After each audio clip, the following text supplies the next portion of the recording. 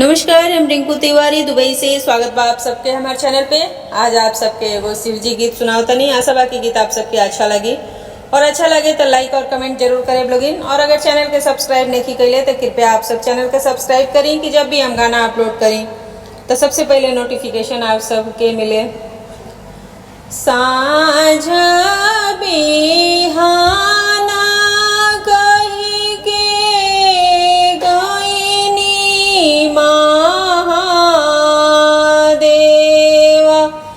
बीती गइले बारहो बरिस, बीती गइले बारहो बरिस। साँझ बिहाना कही के गइनी महादेवा, बीती गइले बारहो बरिस। दिनवा गिनात गिनात अंगुरी पिराइले हो, नाही आईनी शिवाजी हमार। दिनवा गिनात गिनात अंगुरी पिराइले हो, नाही आईनी शिवाजी हमार। बारहो बरिसा पारा शिवाजी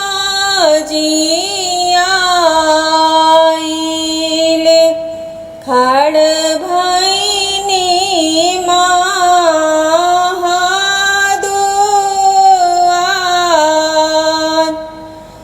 बारहो बरिसा पारा शिवाजी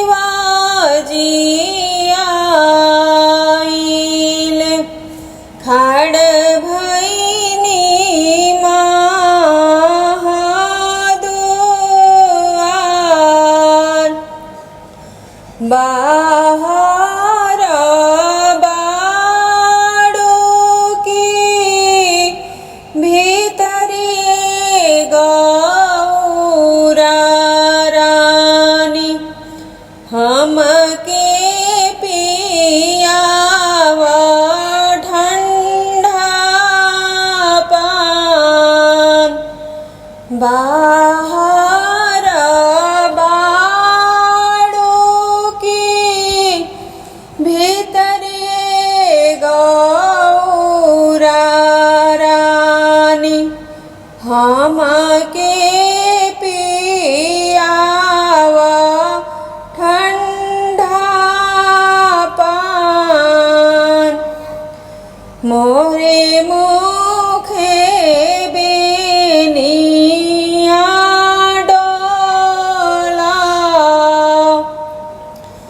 एक हाथे लिहली गौरा कमंडल भारी पानिया हो, एक हाथे बेनिया डोला,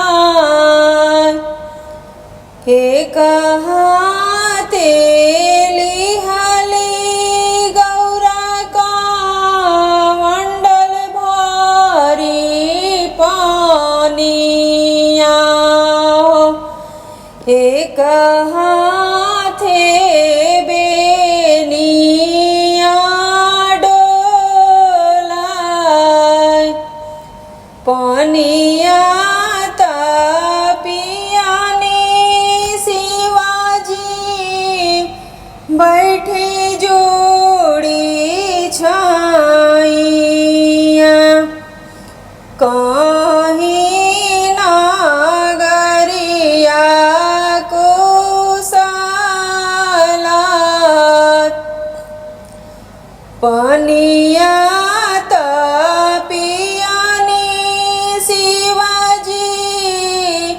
बैठे जोड़े छाइया